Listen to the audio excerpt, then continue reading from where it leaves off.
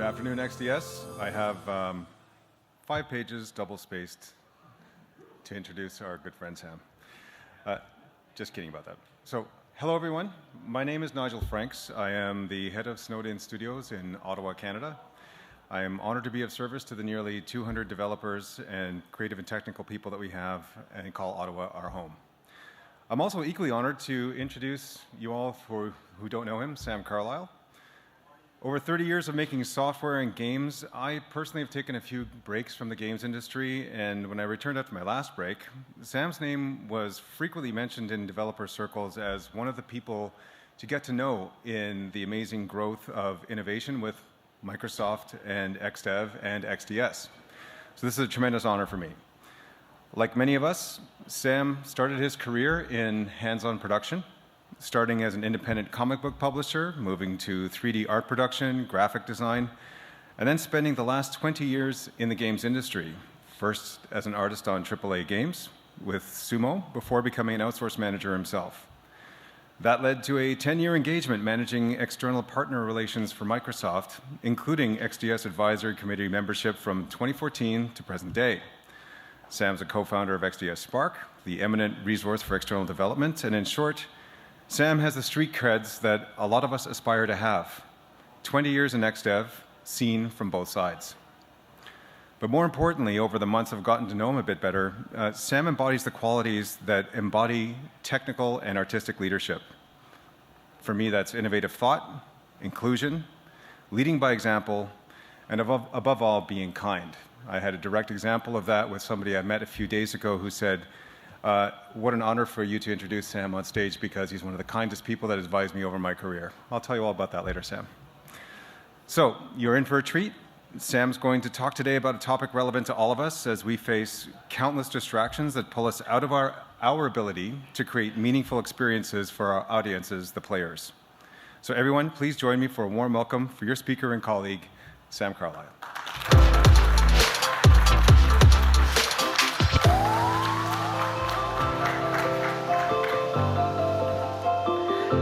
That felt a bit kinder than I deserved. So yeah, I'm going to talk today on the death of boredom, and it's a slightly odd title. And so I'm going to start by just asking, when was the last time you were bored? Like genuinely bored, real mind-numbingly bored. Bored so much that you'd stick your fingers together with super glue just to see if it would work and what would happen. Because a good portion of my life, I've been bored. Gen X, I'm bound to be bored a lot. And in fact, our generation spent so much time being bored that we decided nobody else should be inflicted by it. We're going to get rid of it. And so one of the reasons we did that, or one of the ways that we did that, was that we just plain killed it. And the way we killed it was via a very innocent-looking little action. And it was this. My finger. He's not doing and it. I scroll. All he's doing. That's it.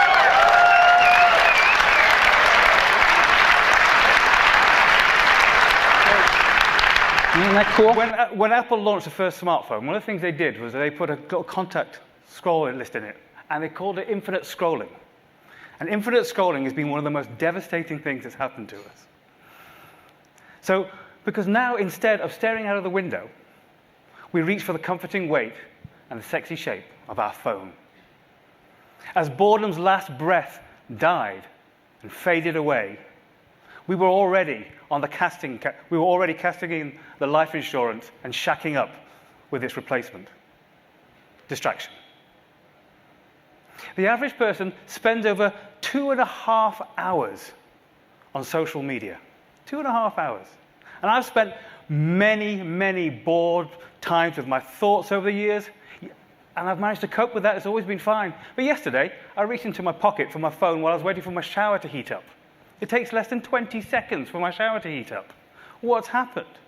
And why should it matter? The world is a fascinating, endlessly exciting place. Our phone is a portal to it. Our distraction is our window. Why should I be bored when I can be entertained? Because the industry you love is in trouble. And because AAA is in even more trouble.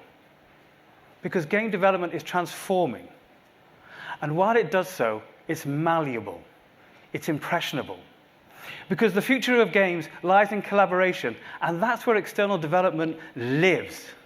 We have a golden opportunity to take a new road. And my fear is we'll be too distracted and miss the exit.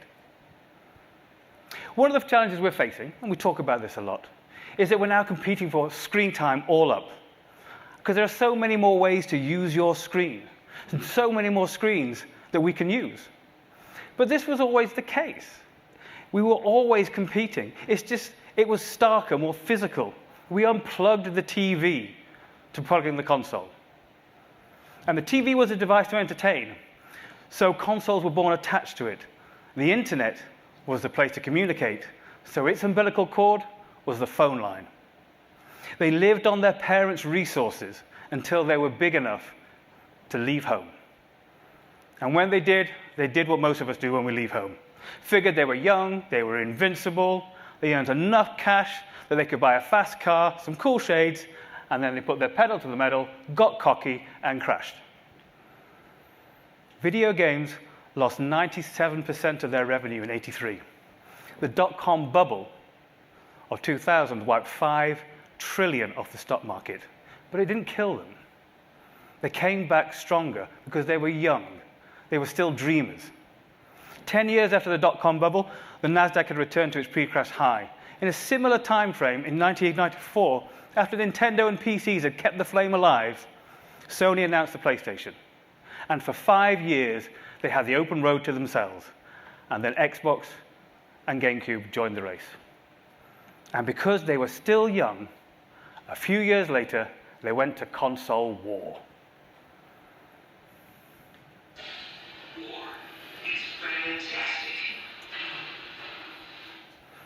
Kind of was. And the dot-com crash recovered just in time to be hit by the subprime mortgage recession. But this time, it was just a storm to be weathered. Games were hit as unemployment bit, but it was a straightforward dip and recovery, certainly for our industry. But this downturn isn't the same. Because if you look closely at the games industry driving that car with the cool shades, you'll see there's wrinkles around his eyes.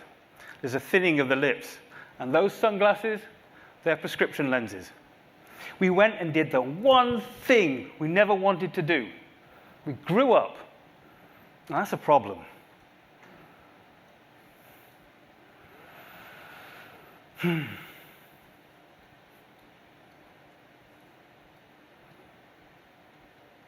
Why does this feel different? There are many factors in play here, from post-COVID correction to high interest rates, to naive investors, to budget blow, to wage inflation, unrealistic expectations on return, all of which are highly relevant, and almost none of which I'm going to touch upon. The fact is that games' double-digit growth since the 2000s has papered over stagnant development practices and bad habits, and it's done it by papering it over with dollar bills. Industry growth is now broadly in line with global inflation, and that's set to continue for the foreseeable. Fundamentally, we are transitioning from a growth industry to a matured industry. And this is a golden opportunity, and it's not one we're ever going to get again. And I promise I'll be diving into production, but it first has to be acknowledged that the market isn't what it was in the noughties and the console wars. And it would be wrong to ignore the challenges that phone and streaming brings. However, the problem with the market isn't screen time. It's that everything is entertainment. You see, we didn't just kill boredom with distraction, we gamified it, and then we monetized it to the tune of $224 billion a year, and that's just the major players. If we look at it all up from advertising revenue, we're looking at $332 billion a year. Now, your phone distraction may only be work emails, the news and messages from friends and family, and well done you. You have my admiration, and someday I'll join your club. But social media is by degrees more addictive. So let's start there. Social media has two powerful draws, cortisol and dopamine. Notifications trigger a stress response. Every notification demands a go, no-go action. And this stress hormone that release is called cortisol. It can also release dopamine. And dopamine contributes to an instant hit of pleasure and a sense of reinforcement. It can lead you to pick up your phone in anticipation of a notification. You ever had that phantom vibrate in your pocket? It's hard to leave something that could require a decision from you at any time. And that's why we can pick that phone up 58 times a day on average. Social media has mastered the art of the dopamine hit. See a post that makes you laugh, hit. See one that makes you sad, hit. See one that's cute, hit. See one you agree with, hit. See one you disagree with, big dopamine hit. Not getting that hit? Open up the comments. Yeah, you do it. We can smell our own. Post not quite doing it for you? So you'll find some idiot in that comment section who will. Or worse, go fishing. Post your reply, cast your line, and wait for the bait to be bitten. And don't judge me. The addiction in gambling isn't in the winning. It's in the losing. As they pump their money in, they're not winning each time. They like the hunt more than the payoff. Once that scroll is done, you move on to the next. TikTok, to Reddit, to LinkedIn, to whatever. And what's worse, by the time you've been through that lot, you're back to the first one. So you continue the cycle again and again. And surely this means that we are losing screen time battle. Yes and no. Because one, the amount of screen time we spend on social media remains remarkably static at around 2 hours, 40 minutes. We have a ceiling. Even during the pandemic, that needle didn't really shift. And two, because bless us, we're trying to consume as much content as possible. We're dual screening. Suits is one of the most streamed shows ever. Why? Because it's easy to watch in the background while you doom scroll, while you hunt for dopamine. You're not getting that dopamine hit? Flick up at the screen and maybe catch a scene you've seen before that you know is quite cool. That'll give it to you. Here's the top comment under the top clip from Suits. Let's be honest, this ain't your first time watching this. We're back to your social media loop. The loop of games that we have spent ages creating, cultivating. It's a loop that happens while life happens in the background. This is the metagame loop of your life.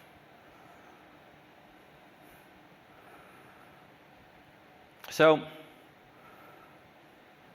we'll take a little bit of a relax, sit back, limit our simulation.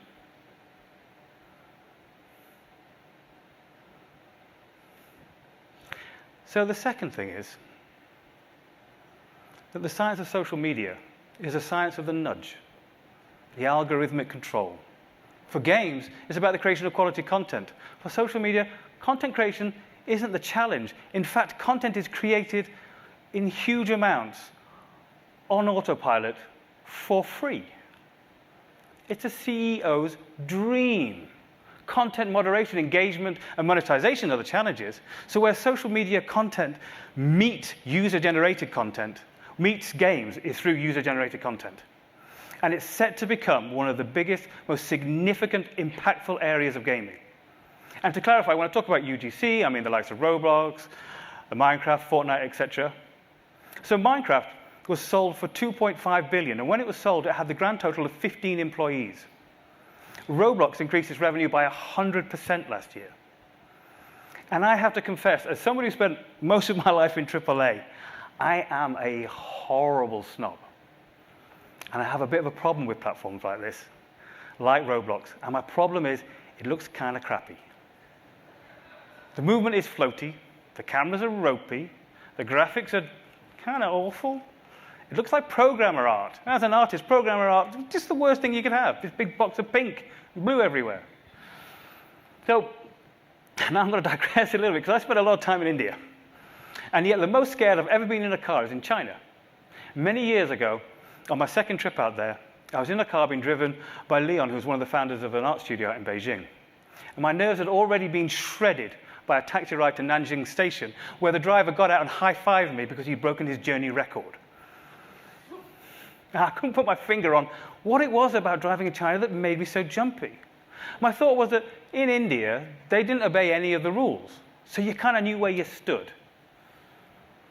But in China, it was more like the Matrix. Some rules can be bent, others broken. And Leon is an excellent driver. And I suppressed my urge to raise any questions about this until a car lurched out in front of us, forcing us to slap on the brakes, which he did so without a murmur. I, on the other hand, saw my British resolve and stiff upper lip just disappear. "What the hell is going on over here?" I blurted before I could stop myself. Unfortunately, Leon's a very patient man who took my outburst in his stride. And his response has kind of stuck with me. He said that cars are a relatively new thing here. It wasn't that long ago that it was mostly bikes on the road. They didn't grow up with them. He said, we didn't see our parents drive. We didn't sit on their laps and hold the steering wheel. They weren't part of our lives like they were yours. They were new. We didn't instinctively know how to operate in a world of cars. The next generation will, though. This generation has grown up with games, and they have a much better instinct for what makes them work. When they find a platform, they enjoy creating those games, and the results are astonishing. The top 10 creators on Minecraft pull in over 6 million. Roblox paid out over 740 million to creators in 2023. Grow Your Garden brings in over 5 million to its creators a month. Those ropey graphics and floaty movements I found annoying in Minecraft and Roblox, my perspective was way out of whack. If I switch it to see it as prototype art, as designers finding the fun, it's a very, very different proposition. They'll make it pretty in time. The graphics, the animation, the audio, the UX, optimization mechanics, these areas are all up for grabs, and this is going to be a huge market. Your next customers could be the individuals leveling up their output. They're already influencers. They already have the followers. What they don't have is the production values, and that's going to matter more and more and more as they need to rise above the volume. Not only that, UGC can provide a proving ground for game mechanics and the core moment-to-moment experience. And that will apply to established studios as much as it does to indies or newcomers. UGC is a YouTube in 2010, but with added cross-platform potential. It's in its infancy. Those UGC game designers, they may have a great handle on what makes a game popular, but they don't know how to make it polished. This makes it a perfect opening for external development. And by the way, the slide here, that's a prototype level from Ori and the Blind Forest. And we know how beautiful that turned out to be. Your next clients could be individuals rather than studios. However, there are two factors that are playing against it, and they are connected. The first is volume. YouTube has over 14 billion videos. 91% of those videos have less than 1,000 hits. 97% have less than 10,000, and less than 1% have over 100,000 views. And that's only beginning to scrape the surface of where you can monetize it. The second is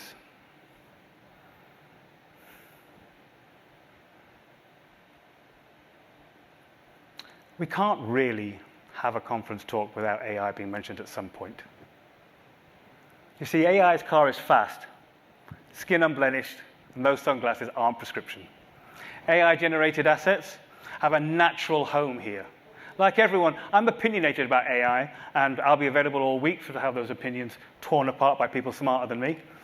But when I look at what AI could become, I can't help but draw comparisons to oil. Oil is a result of millions of years of compressed organic matter. You stick a pipe in, suck out the crude oil, refine it, and use it as an accelerant. Small steps become giant leaps. The steam engine becomes a combustion engine. The train becomes the plane becomes a rocket. AI is 30 years of compressed internet content. You stick a pipe in it, refine it, and use it as digital accelerant. Turn your ugly but popular prototype into something pretty, quickly, and easily. Fight to stand out in a crowded market. Less of a need to hire external resources when you and a small team can do it yourselves. It doesn't have to be perfect. It just has to be better. But the thing about oil is it pollutes on a world-altering scale. And so does AI. In fact, AI, thanks to its power consumption, pulls off the remarkable trick of polluting the real world and the digital world. However, it does something that oil doesn't do. Oil doesn't pollute its source. AI is pumped back into the fields where it came from. It poisons the well. And what happens when your well is more and more and more AI? These are images where they have been told to feed in the same image and replicate it over and over again. And this is where AI leads it. That one's strange. The next one's terrifying.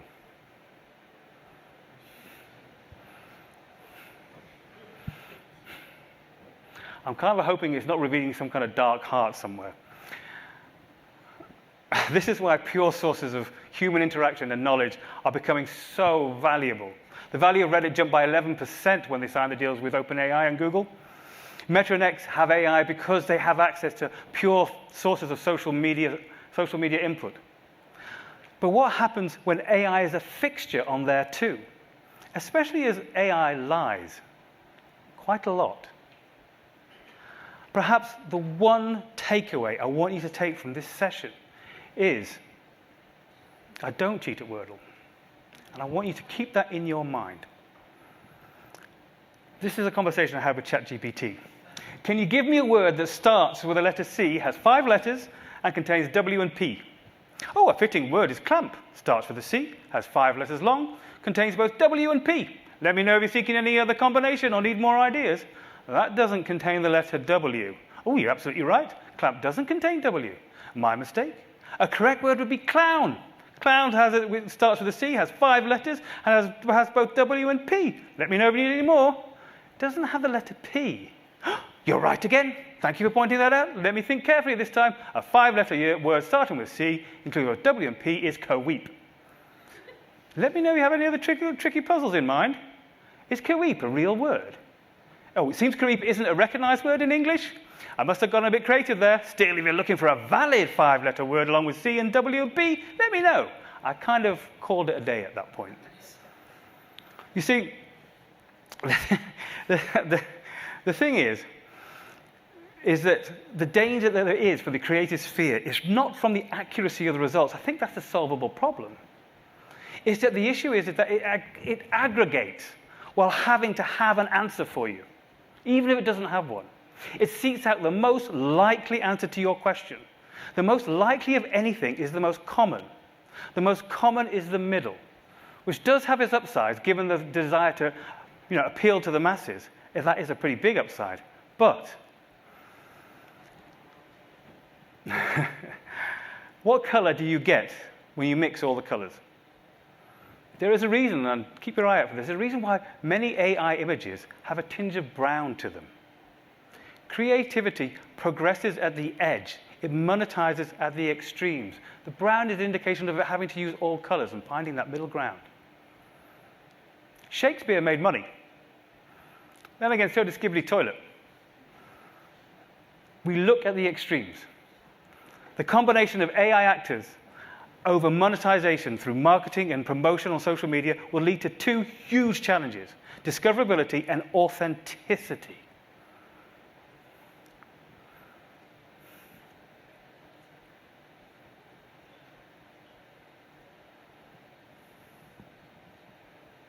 The new, the uncommon, the accidental or unexpected, the less trodden path, these are essential to forging new IP. This is the lifeblood of our industry. It's essential to AAA. New IP is always risky, and now given the cost and time, it's become almost unbearably risky. So what are we going to? But we need it to survive.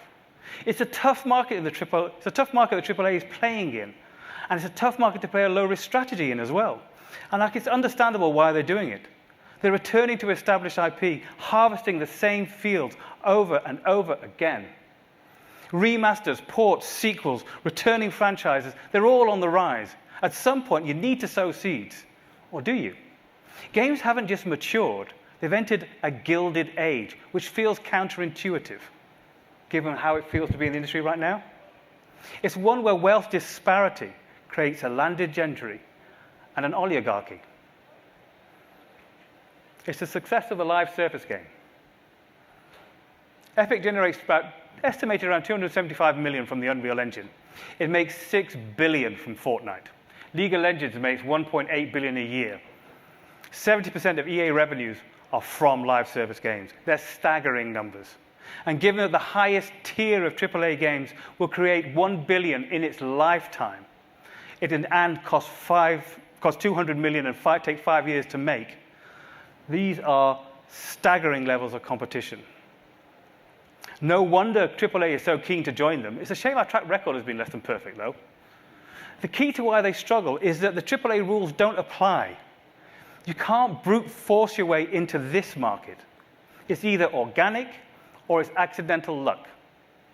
It took them billions to work this out, and I'm kind of hoping they have worked that out. Fortnite and some others, such as CFEs, leverage IP in a different way. They incorporate it into the experience, driving sales and retention that open to being a canvas to paint on.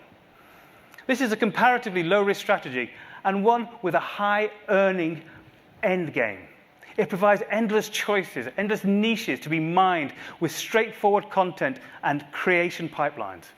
Profitable and predictable. Just look at Lego's list of IPs. That's just one hell of a platform. And when was the last great IP? The one that made books, films, theme parks, TV, the lot. They were always rare, but now they seem even more scarce. The last world-straddling IPs were Harry Potter and Pokemon, and they were created almost 30 years ago within a year of each other, before social media. Which brings me back to boredom. An experiment was conducted where the participants were left alone in a plain room and given the only object in the room that they had was a red button. And they knew that that red button would give them a painful shock. 2/3 of all men and 1/4 of all women pressed the button. They were only in that room for 15 minutes. One guy pressed the button 190 times. He was not invited back for the second round of experiments. And so why do I care so much about boredom? And just what the hell does it have to do with external development? Well, it's because this industry is in its unique moment. Because in this time, external development finds itself at the center of the crossroads. I talked about the birth of the console war because it was also our most productive time for IP. We took risks when there was nothing to test our risks against. The road was untrodden. We made bold IP and we made bold business decisions, many of which didn't work, some of which were downright stupid. But there's strength and there is character and there is progress in failure. We are transitioning out of this crisis into a new age of maturity. But this time, we're lacking the appetite for risk. So understandably, we're turning to tools to give us the data to lay the path before we walk it. Remember the social media meta loop of your life? The constant tapping of reactions, the building of lists, the dopamine hunt, the algorithmic reinforcement of your personality? Our online life has become a refinery for AI, a proving ground for risk management. It is successful, it will improve the odds, but it may also lead to atrophy. No failure too big, no success too surprising. The road that lies in the middle is full of sepia-toned compromises. With the turmoil we're enduring, there is comfort in that stability. However, stability isn't the same as sustainability. Please don't mistake this for an anti-AI stance. It's not. AI is still transformative. We're just pointing it in the wrong direction. We hear about how it will save money on headcount. What we don't hear is how much it will revolutionize production, the area it's most suited to, and the area that is most neglected. We have seen the rise of the live service. It is responsible for an enormous slice of revenue, and that revenue is kind of lost to us. It's not going back into new games in the same old way. It's going back into growing the existing platform. And perhaps the odd punt on building a platform here and there they might take, but to all intents and purposes, it is gone, which partly explains why an industry that has never been richer feels like it's in a recession. YouTube accounts for 10% of all TV watched. UGC is already big and it's only beginning its journey, so watch out for GTA UGC. Our clients are evolving. The indies are rising as they shoulder the creative risk and they step into the portfolio gaps. This next phase of the industry, IPs will need to be shepherded, evolved, nurtured across multiple platforms. So where does external development fit into this? The thing is, there are many better people than me here placed to talk on this subject. And I get the reluctance in our corner of the industry. We are the enablers of other people's dreams. We are more likely to be frowned upon as cockcutters, as a regrettable necessity. We can go uncredited and often underappreciated. We're shy. I love this corner of the industry. I love the talent. We meet them from all over the world. We're not just outsourcers. We're not just release valves. We're content farms or fallback positions. We are game developers. We have learned how to work across time, distance, and cultural divides. And we've got pretty good at it too. Now, the industry is beginning to understand that the world has to work together if we're going to build a sustainable future. This is a unique time. The immense pressure to take the most predictive path, driven by consensus. We are in danger of being convinced that this industry will be saved by data analytics and creative shortcuts that rely on what has gotten before or what is already here. But if we are to create an exciting, sustainable industry, we're going to have to find new IP, discover the business models, innovate in production. We're going to have to get creative. We can't always go with the flow. The interesting stuff, originality and progress is found in the counterculture. So shut off the noise, step away from the screens, from the notifications, get daydreaming, revive boredom. Don't you dare use an app to turn boredom into mindfulness or into meditation. Don't make it a task. True boredom is where you'll find your discoveries again. They are your individual intellectual property. And we're going to need those new ideas. Because there is a version of the future where we step out of the sidelines into the light and we lead. Thank you.